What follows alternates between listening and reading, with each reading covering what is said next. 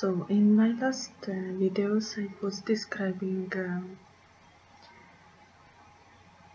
how I was locked up in a few days until Viba bought the chain. I was locked up in that office house.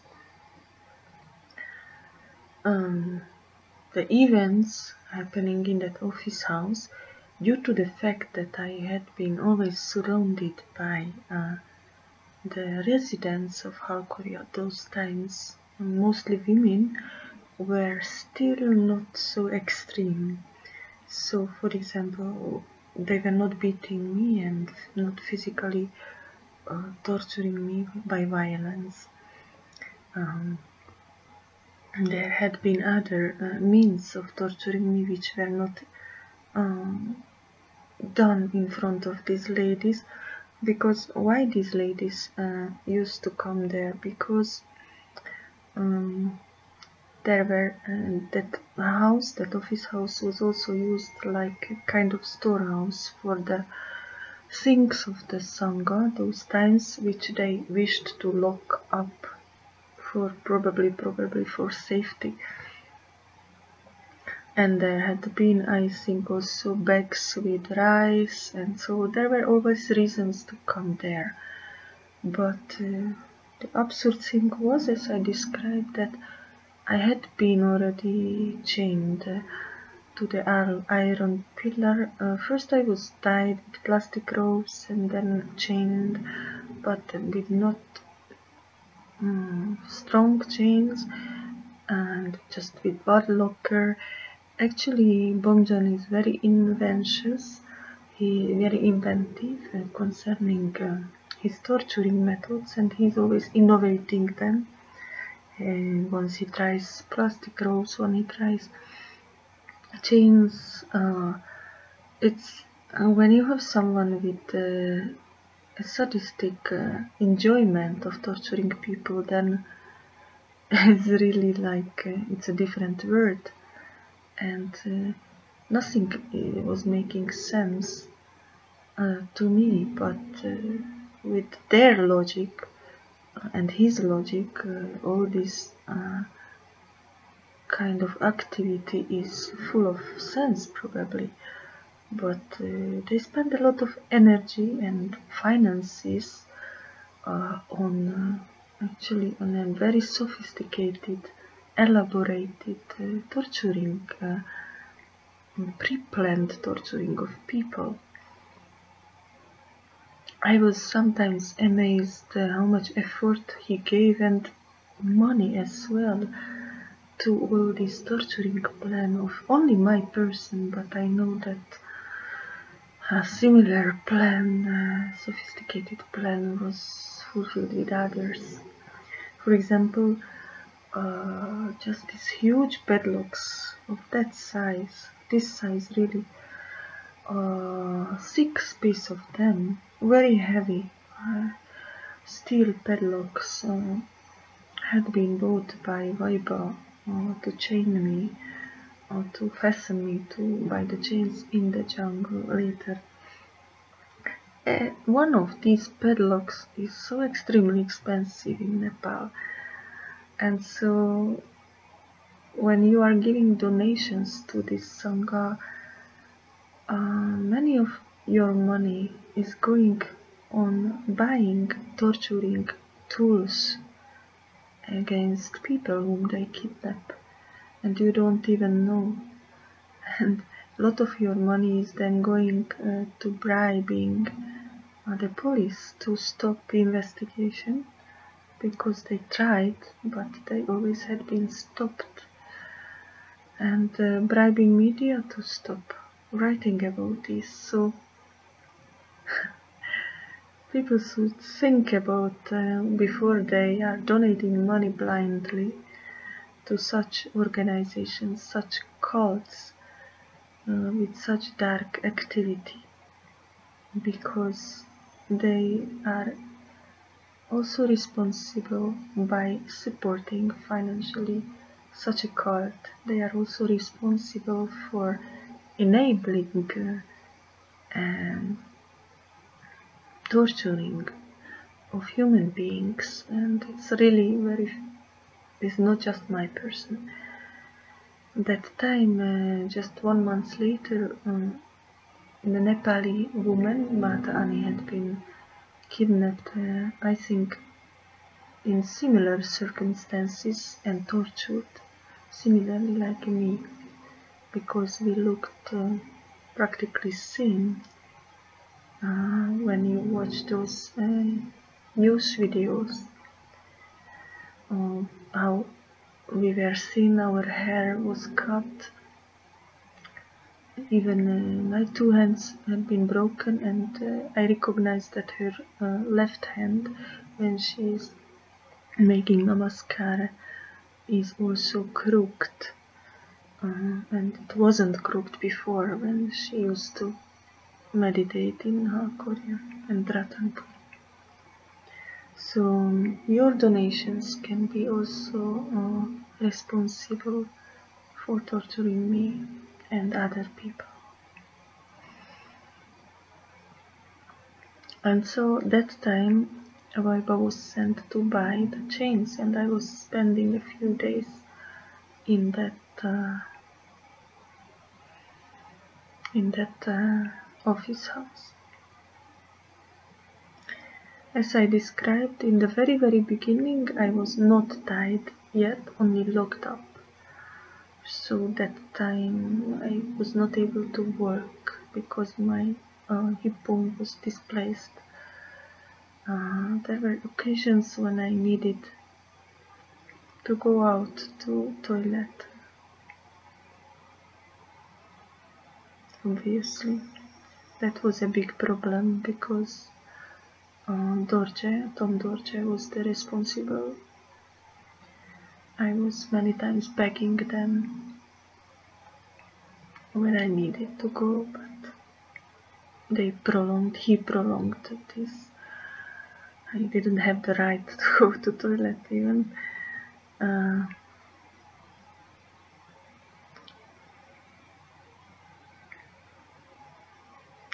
There were very dodgy situations in the beginning when I was relatively free, and it looked like I will be member of that Sangha. They gave me this false illusion,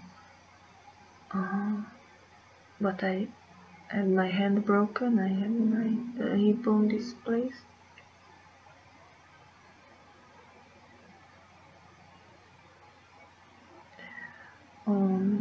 All these people were very happy there and enjoying themselves, and every one of them knew that I am a kind of captive. They knew I cannot run away because I was limping, I couldn't work, and I always needed Dorje or someone to hang on and brought out. It was very strange at the beginning, but soon when I was tied, as Bomjon was improving his limitations on me, soon as I was tied in that office house, I already felt that it starts to be serious, and that time the biggest problem was for me the female part, because they didn't allow me to change my clothes, which I had menstruation and I needed to change. So the humiliations were quite, it started to be, there were signs that they are doing things by purpose. And that time the most active torturer was actually Tom Dorje, with whom I already did have similar experience during the October 2011 attack. But this time it was gradual, and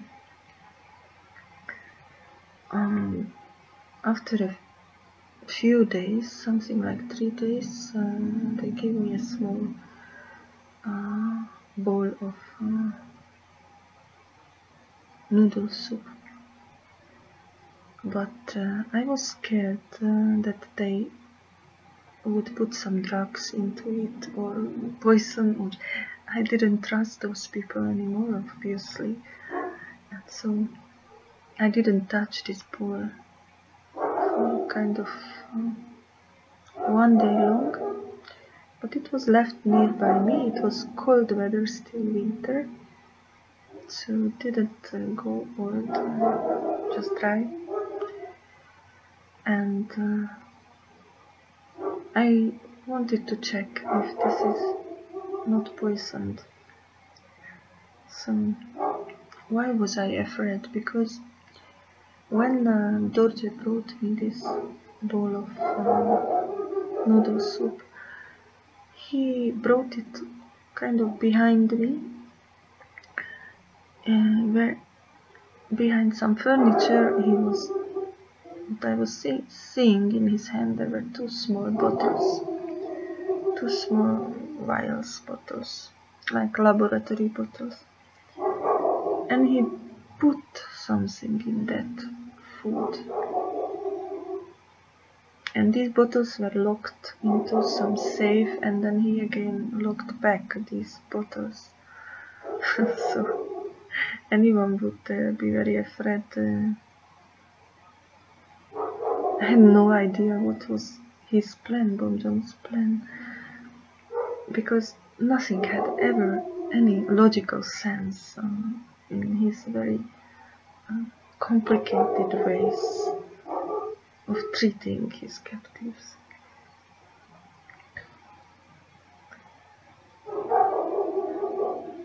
But obviously I was very weak already, and I wanted to survive. I am very strong, and I have this from my family. My mother was same in the most extreme situations.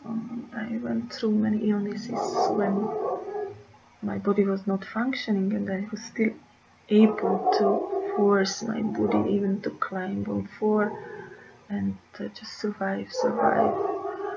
So in this situation I was telling myself, you must eat, you must survive, you must not let these people let you die from weakness. But how to eat if they put some drugs into it or they put some poison? I was very afraid, of course. So a mouse came there, and so I know from animals that they can sense if a food is uneatable, harmful. Most of the times, of course, animals also get poisoned.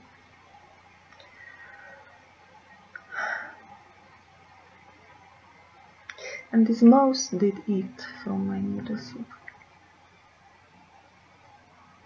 And so I was watching the mouse,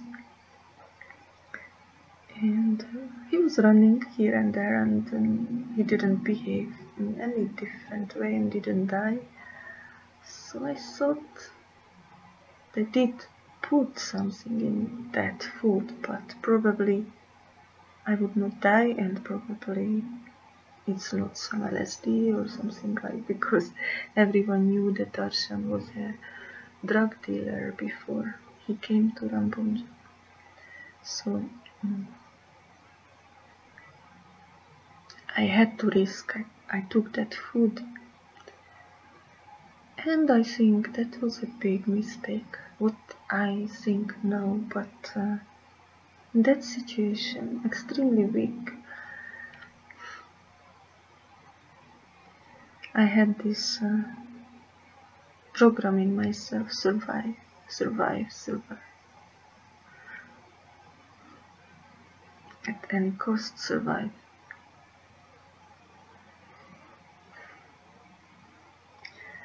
So these first days, when they already sent away the nun and didn't allow her to help me, gradually started to be frightening. And I don't understand why Bomjon decided me in the beginning to die. When some change arrived, but still he was not satisfied. He still sent, now I don't know if Vibe or other people to send, he sent them to buy new, more and stronger ones and padlocks. But already some chains arrived from the city, so he tied me first to a tree very near to the clay houses of the Sangha, which was something like 10 meters only from the house where I used to sleep myself before. It was 2011 spring.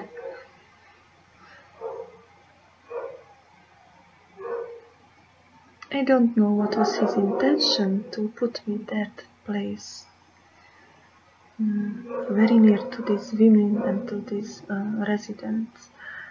Probably he wanted me to hear how they are speaking, or they wanted them to be confronted with me being chained there.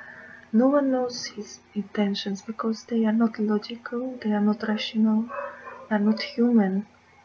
They are simply told, I would call them crazy. His intentions and his sophisticated ways of torturing people are just psychopathic. It was like putting me in a public place to be tortured on chains and to be humiliated. And I had my tent in the Gumpa and they stole all my things from the Gumpa, so now they had my things, which they didn't give me. And they had my sleeping bag and they had my tent. So this was his irony, because he knew I was buying these expensive things in Europe to be able to live nearby him in the jungle once. So this was his irony, to allow me to live nearby him in South Korea, but on chains. So he put me on chains and he let his people build the tent nearby that tree where I was chained. It was absurd. It's like camping on a chain.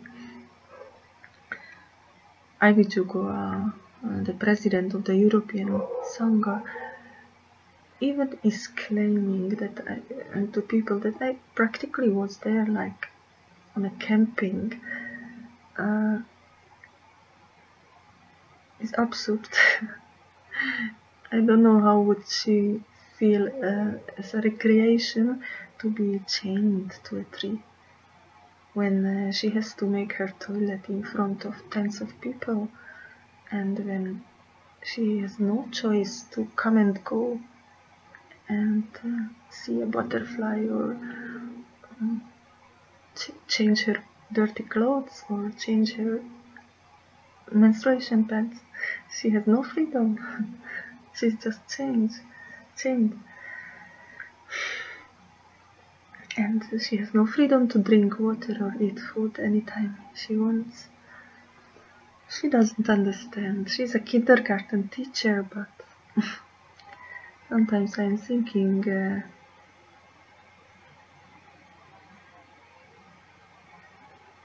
she doesn't have the ability to understand this kind of things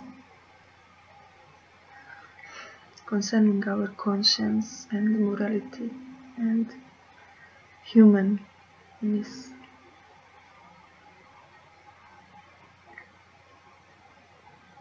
So they put me to this near tree, and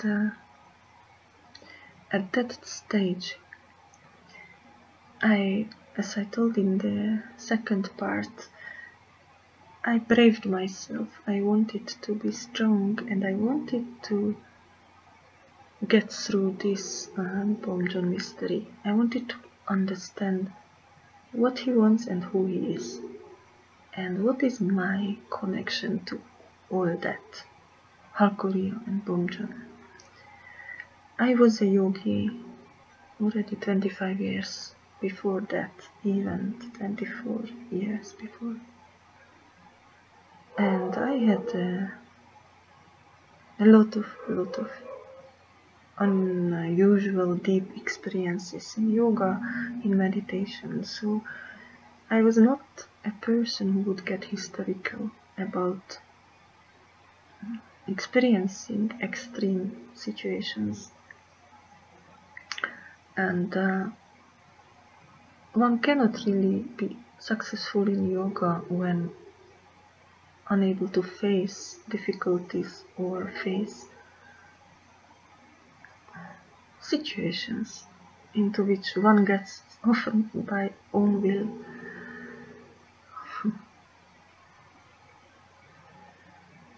But obviously I have never experienced hell.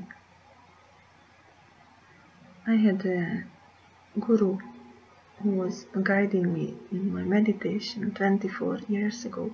And from that year, I mean 24 years ago, before 2012. And if one has a guru, a real guru, one doesn't have to even touch any hellish state or Traitor state. One is protected and goes directly on the path. But I did a mistake because I was still open to a certain amount of naivety and emotionality and motherly feelings, which became my weaknesses when I applied these feelings in the case of Ram Bomjon. He misused these noble spiritual elements in me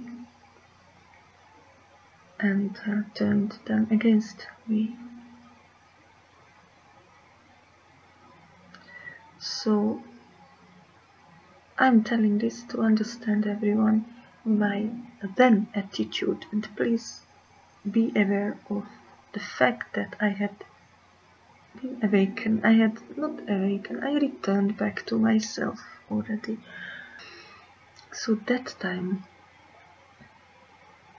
I had a very strong sense of connection to him. Obviously, I would never come to Nepal, never leave my job and relationship if I didn't have this connection. But when I arrived to Halkoria, I realized that this strong connection is much more towards Nepal and the land, and much more to the jungle than to his person. To me, Halkoria was the first Nepali jungle I experienced, and that was the god for me, Halkoria, not even Bomjon.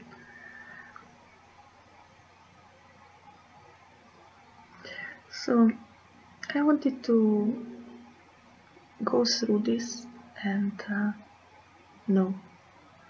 experience, see, and solve it for finally.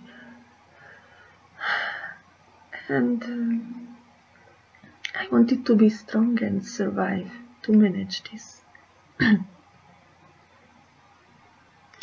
Now I know this was a mistake. I could stay satisfied with my own yogic path, which was the most perfect path of Ramana Maharishi's Advaita Yoga, combined with a very ancient Patanjali Eightfold Yoga, which is not practiced these days anymore in Kali Yuga. This was my path, which was working for me. The only reason I am here and I came to Nepal and I'm here in this body, was compassion and help to others. Not that I was looking for a guru, but Bomjon had fascinated me internally, innerly, by spiritual power, and use my weaknesses to fool me simply. If we know all these stories about the temptation of Mara from Buddhism or temptations of Satan in Christianity, simply I have to admit I did have certain gaps in my perfection, and these gaps were elements which I considered my plus elements, like noble spiritual elements, the motherly feeling, the wish to support another yogi as I thought him to be, also a wish to, not so unselfish wish obviously, a wish to be protected and safe in a spiritual community, being a woman in a jungle, because my past was very much connected to nature, but I was always scared as a woman, scared. I didn't like the harassment of men seeing me meditating, and I didn't want to risk. I was scared of men and scared of wild animals as well. So I was thinking, I can support this yogi and I can volunteer, and I also can pursue my own path in this holy jungle and be protected by his community. On the other hand, I still don't think it's a sinful idea, but it's a kind of comfort seeking, and in my very direct way, very tough and direct way, this was a kind of weakness, probably. It proved to be a weakness because I had been captured, tricked, seduced, fooled by this jungle trickster. And when I was there already, I had no escape. It's when you already board a plane. This is very important, the first moment of free will when you buy the ticket. You buy the ticket, then you can still change the ticket or just throw it away and not fly, but when you already board that plane and it goes up, can you decide that no, I actually didn't want to leave, I want to return back? Will they return back? No.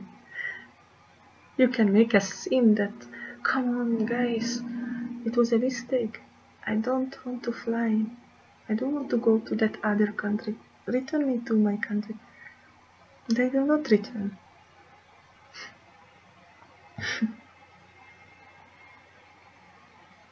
So this is exactly what's happening with people who are boarding the plane of Ram Bomjon. Practically we don't have any way back anymore.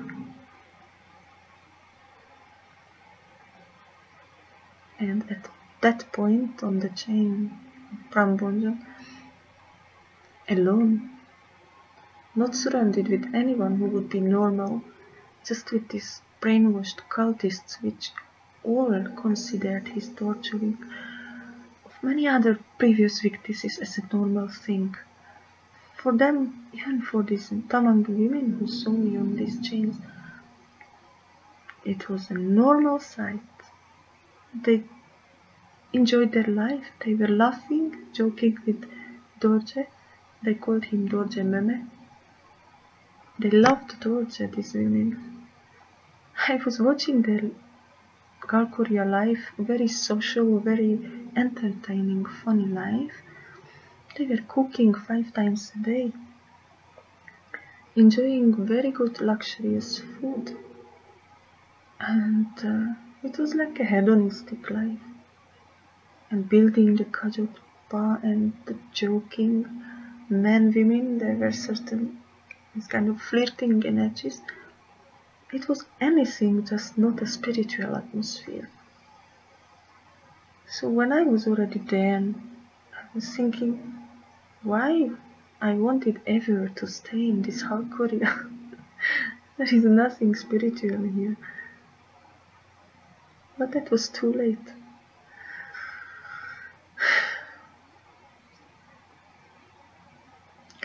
And so I was on that chain and I decided, okay, I pierce through this situation. I have to solve this situation. I am put into this situation by my own stupidity, by my own uncarefulness.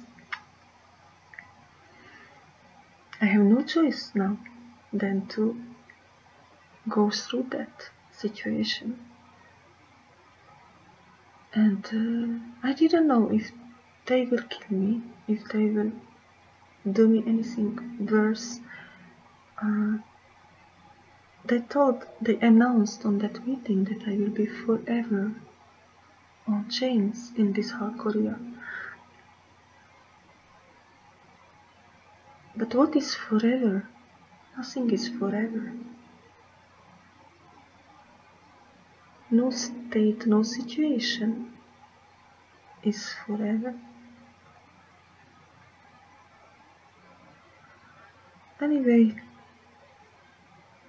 on that spot, very near to the clay house of the women's residence, and there might have been like 10 women, something like 10 women. Usha Didi was there, Darshan's wife was there, 2-3 nuns. But they had been brainwashed against me. They were not behaving to me like to their sister. I was a devotee before, and before we were all devotees. We were praising Bomjon together. We were helping each other. I lived in this same Korea. I was praying there. I was doing meditation, and now I was there captive. And it didn't occur to them that it's torture, that I can feel some needs, or I can feel worried, scared. Where is the heart of those people? Are there people still? They seem to me like empty corpses without soul.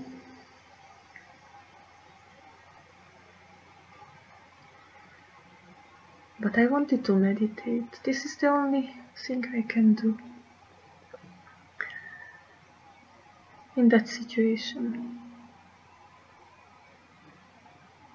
to somehow survive that situation. But I couldn't meditate because all these women were laughing, chatting, shouting in a very lively villager way into the night, like till 11 p.m., something like that. I don't have a watch, but it was very late at night. And I was exhausted. I couldn't bear that. I couldn't bear that total ignorance of a human being tortured nearby them, chained to a tree, and I couldn't bear these voices.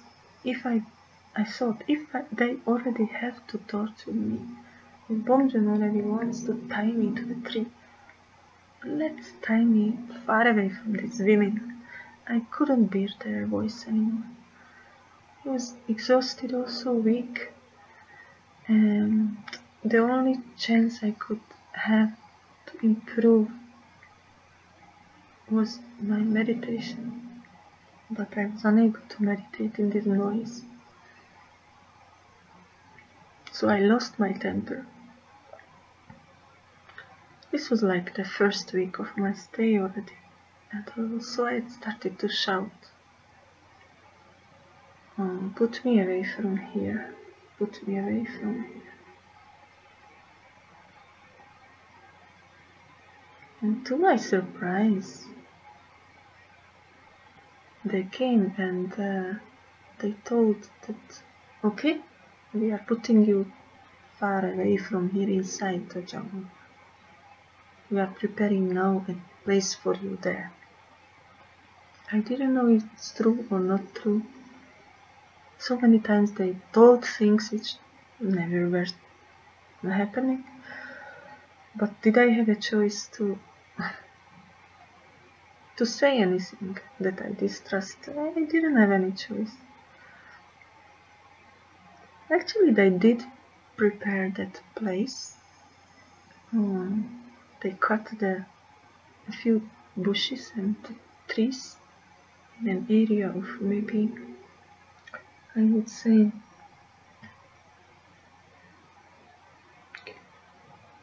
in a circle about 2-3 meters around me. There was cut bushes, and they made a flat place for the tent, and they even made a barbed wire fence around that spot, as if a barbed wire fence would protect anyone or anything from me. It was really ridiculous. I think it was Bomjon's strange psychological torture to show me that I am behind the fence, or I don't even understand his logic. But they spent time and money and energy of people to build this barbed wire fence just for Marīci. And then he sent Usha Didi to cut branches of the trees and camouflage this place by putting these leaves and branches on the barbed wire fence. Very funny when after I saw that they are normally cutting trees and branches at the order of Bomjon, and they are fooling the Sangha that they are protecting the trees and that he doesn't allow to cut even a single branch of any tree. It's all a lie. If it comes to torturing people and camouflaging them from the sight of others, then they don't mind to cut trees and branches and bushes. Very absurd. As if all was programmed to be a lie. 2 or 3 nights again they put me back to the office house. Probably because they were scared that I would make noise, shouting and crying or weeping near the clay house. They assumed that it would be safer if they locked me up again in the office houses where only the insiders were sleeping, the Burje, Darshan, the Kaiba, Bujalan. And so, yes, all this could have been avoided, or it was a... You know, we normal people, we spend our energy and time and money on senseful things which have some purpose and some logic and some benefit to anyone, to ourselves, or others, or for the world, for anyone. But what was happening at the order of Bomjon during my torture, these were totally senseless things, like to make a spot near the clay's house, which logically could not be a spot where I could meditate and stay calm, and then immediately bring me back, and then they again sent this people to make another spot and cut the trees and make fences. What is this for? I don't understand. I still don't understand anything. So then they brought me out to that spot.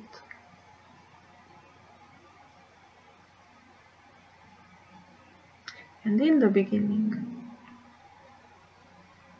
as I actually must admit that being surrounded by such heartless, cruel people who are playing with my stolen laptop and mobile phone and not allowing me to use my own clothes, not allowing me to change my pads as menstruating woman, not allowing me to wash myself, etc., etc., and chaining me to iron pillars in office house.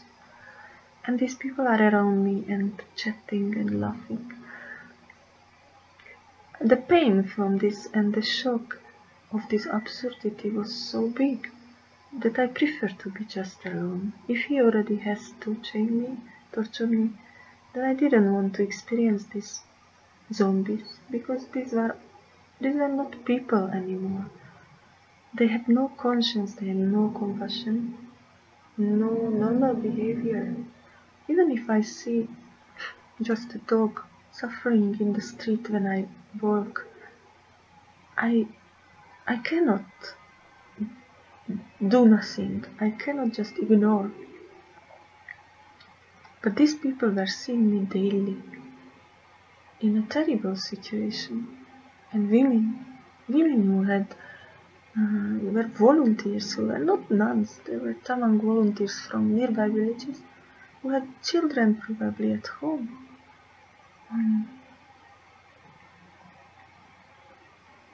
So I actually prefer that Bomjon puts me inside the jungle. I knew Korea jungle from outside the compound fence. I loved this jungle. I loved the animals. And so I prefer to be surrounded by the animals and birds than this kind of deformed people without souls who were just shouting, laughing, cynical. Their behavior was cynical.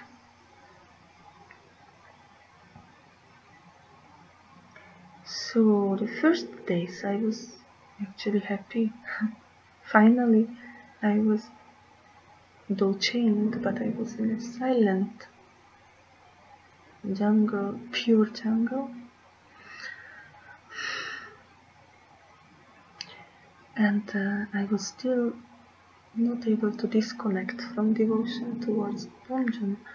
So this is exactly the tactic, quite demonic tactic, to torture someone and then to suddenly act very compassionately to the tortured person. Then the tortured person thinks, wow, how good he is, how merciful he is, because he allowed me, after all this suffering from him, he allowed me to be in a silent place, in my own tent, sleep in my own sleeping bag. It's absurd, but when you are in that situation, in that crazy world of Bomjon's Sangha, you have a different approach. You see things differently. And so you are happy that he allowed you to be in a silent place on the chain. But obviously his plan was not to enable me to enjoy myself there as a recreation, as a holiday. And so the few first days, Dorje was coming to improve the chainings, although it was ridiculous because I could not walk. They had to carry me even to that place. I could not step on my displaced right leg even for a moment. As soon as I stepped on my right leg, I was just collapsing down. So I needed at least 2 men to even carry me a few meters. So all this theater and this big dramatic chaining and huge lockers of Bomjon, apart from being a lot of money, it's just unbelievable for me, absurd. If he wanted to impress me, then he failed, because I was not impressed. I knew that I got into a hell and among crazy people actually, so I was not expecting anything normal and anything logical anymore from them. I was just praying to God to somehow escape from this hell.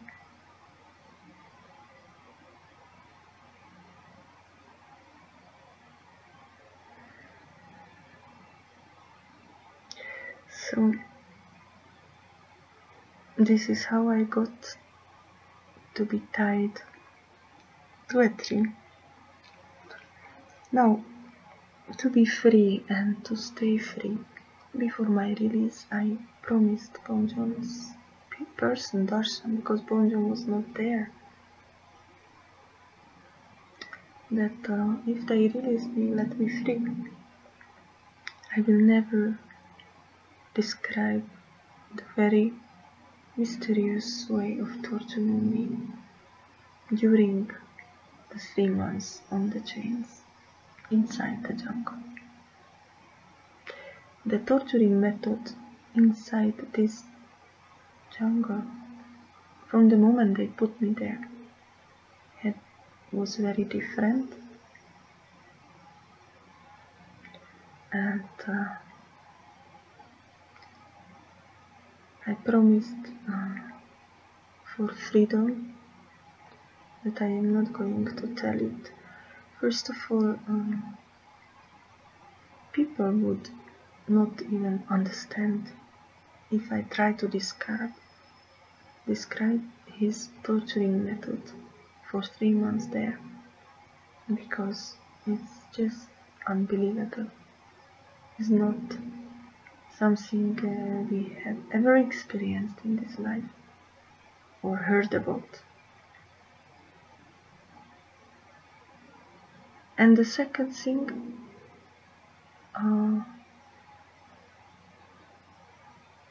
people would not understand. But even if they would understand, they would probably have difficulty to believe.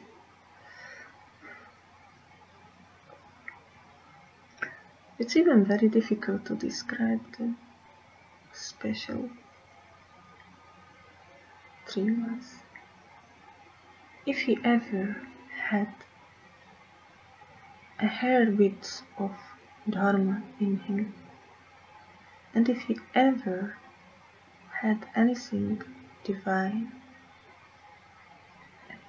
a hundredth of a millimeters divine light in him, then at one point he would tell the truth to the public and to his Sangha, and then he can describe his special torture, what he did to me 3 months. But because I am afraid, I am terrorized and disgusted and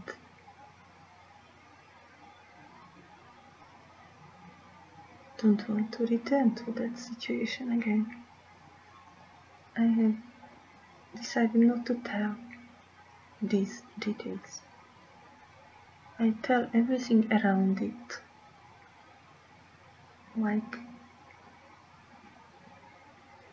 what is not connected to the 3 months inside, but as soon as it comes to the topic of what was done to me by Bomjon, I thought I'm not going to tell it.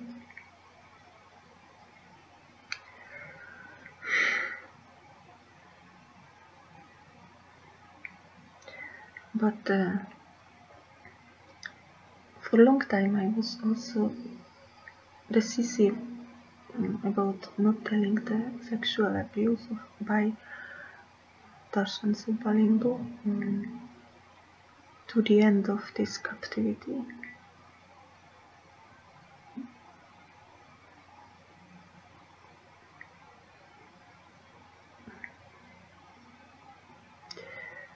I was so happy to be released and so worried to be hanged by them again. But I hardly ever lied in my life. I don't know the skill of lying, especially when someone faces me with the truth. I don't know how to lie directly to someone's face. So when I was released and the Avenue TV reporter faced me directly with the question, have you been sexually abused, assaulted? And I was shocked that he knew it because I didn't tell it. I kept it secret, but logically it was an open air place. Even if I was camouflaged, but not perfectly. Still, if someone was very curious, if someone went there, sneaked inside, someone could have seen Darshan and me and my place. And here, it was a forest, so obviously no noise. I don't know. To this day, I don't know who was the key witness who saw Darshan raping me, sexually abusing me. But it was a fact, it was known, and it was known before I even came to Kathmandu. So the next thing the reporter faced me with was it Darshan Nimbu? He used this word, this name, Darshan Nimbu. I didn't even know his name is Limbu. I always thought he's Supa. But the reporter told me Limbu. And so it was logical because I knew his father belonged to the Limbu class. So yes, I told. Into the camera, I had to tell the truth. I realized they already knew it. Everyone knew it, so should I lie? No. It was true. He did sexually assault me 4 or 5 times during the Maitri Puja 2012, which was happening in, I think, from the 19th of March till 24 or something like that. So this is the only thing which I told because it was already told by some witness.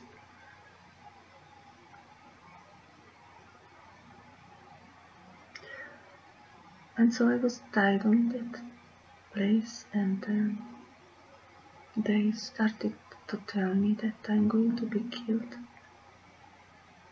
In that place already, they behaved to me differently, while I was still among those Ankuria residents. They didn't beat me, they didn't torture me, They didn't tell me that I will be killed. But as soon as they brought me out from them, there was no one. So they just did what they wanted, beating me every day, every second day, sometimes every third day, well, rather every second day, for 3 months. Darshan was the name, and Dorje. And at a certain point, Dorje brought a big bag, this big plastic bag, the huge one with the rice. He filled it with excrements from the toilet of the Sangha, and he brought this bag to put it nearby me as part of the torture. And a similar occasion was when the Kaiba, who was painting the 7 deities, during those times,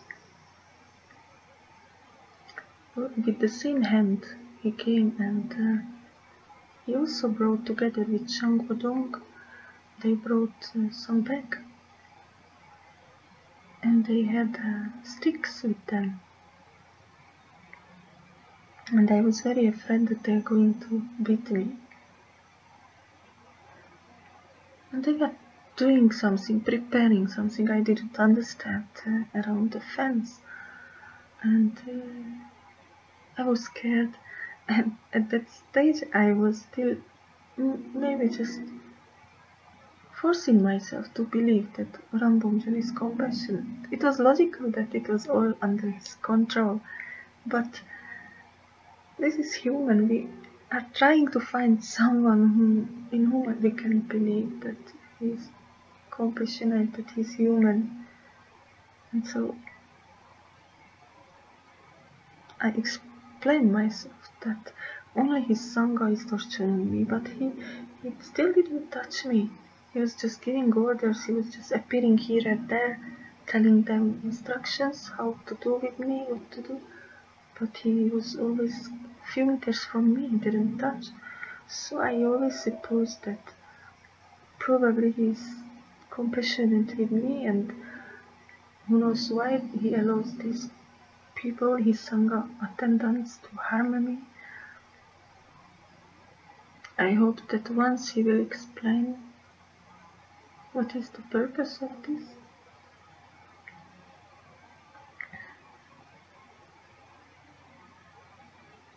So he gave this instruction to them to bring excrement 2 times, once Dorje and once the Kaiba and Shangbodong. And so Shangbodong is a person who already played a part in 2011 October attack, when he was enjoying my torture with smiles, smiling and telling me that he's going to kill me personally by electric shock. I was very scared because when I saw his face smiling, when my hands were getting swollen because of the blood circulation stopped in the October incident, and I was begging anyone, please release my ropes a little so that the blood can circulate. Shangbodong was just enjoying my suffering and smiling. These people go to Gumpas. I saw a photo of Shangbodong in Namo Buddha Gumpa with a small lama. It is absurd.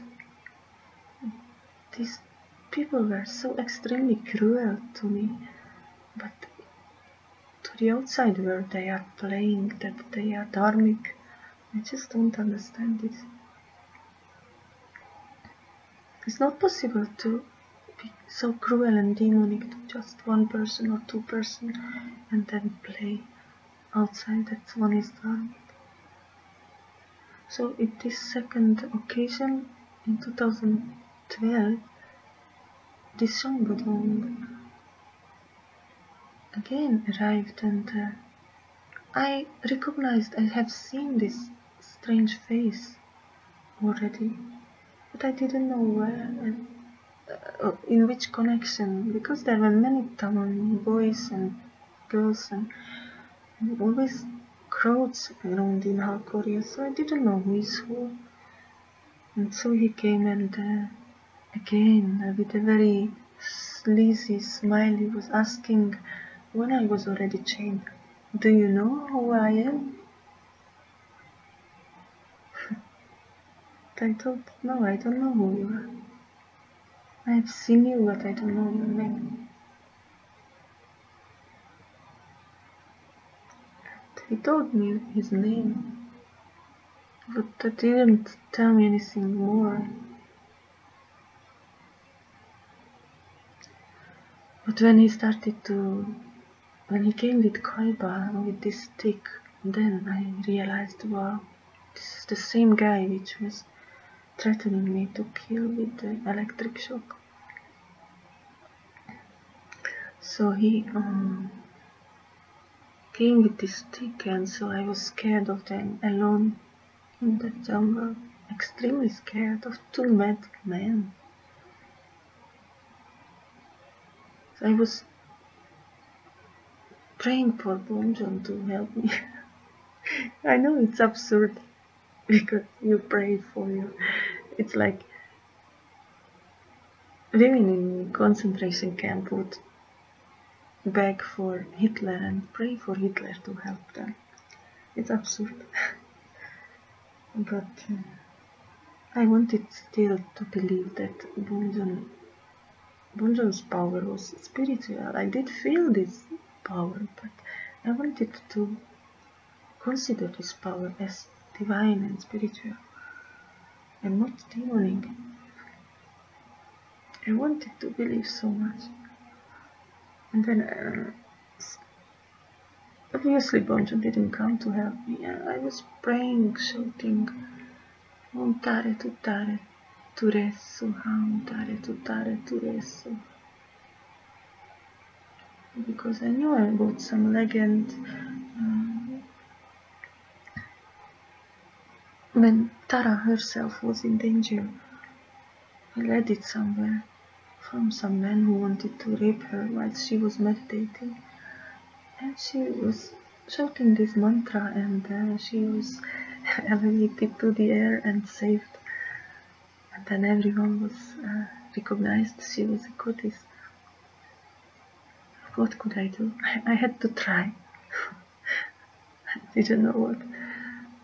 Didn't help. Tara didn't help me.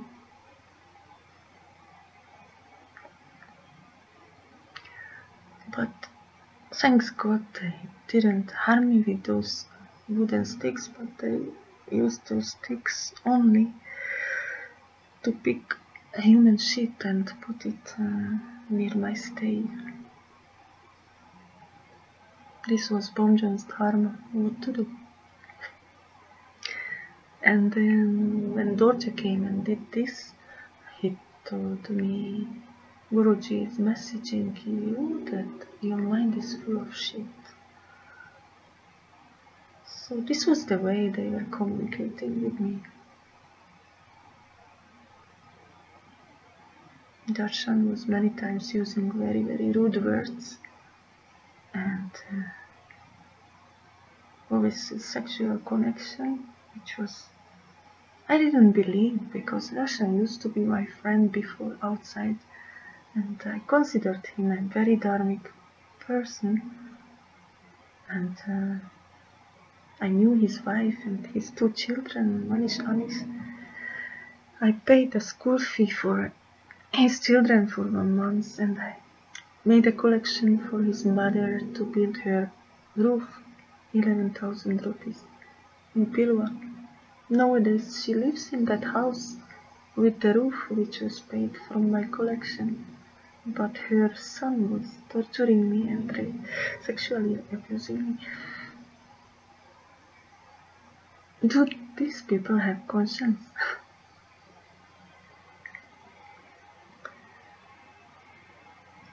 So, this was happening day by day. Torture coming, checking the lockers, the padlocks, and he had like a ring with all these keys. It's like, it was like a fairy tale. I didn't believe. Wow, for whom they are doing this theater, for me? There was no need for huge padlocks and huge lockers because I couldn't even work. And that time just my right hand, I was still not beaten, it was hanging on my bone, I couldn't use it. So I asked him, why do you need all these chains? It's absurd, Dorje. What are you doing? I cannot escape. I cannot even work. And Dorje, with total faith, he told, you can fly away. We know that you have. I saw you flying in the air. Because in the October incident, Dorje was spreading all over the people that he saw me flying. This had to be the proof that I was a witch. Obviously, I was not flying. I would like to know to fly, how good it would be. I would fly away from Dorje. He didn't even explain how could he jump on me and catch me and tie my hands if I was flying high in the air. Never ever he explained this. How can? These people have no thinking, no logic.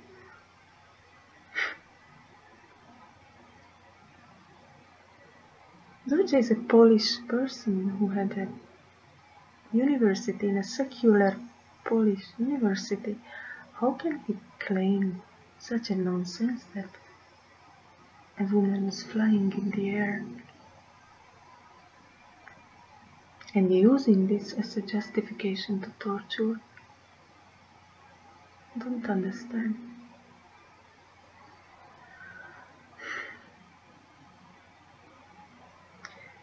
So I will continue later. I got a little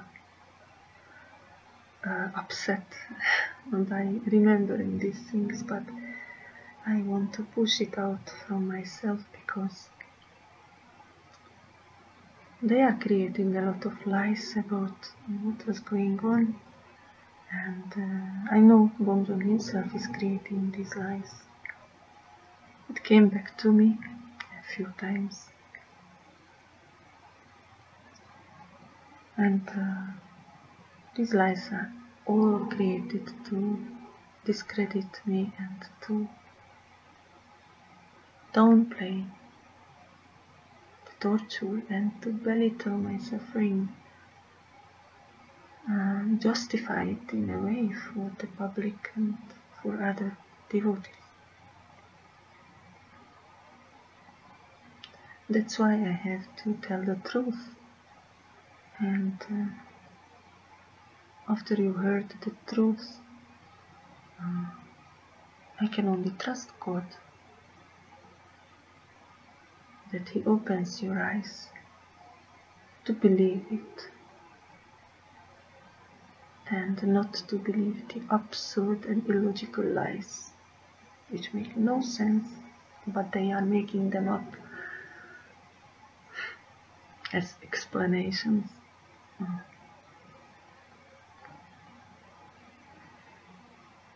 Let's finish now and I will continue later.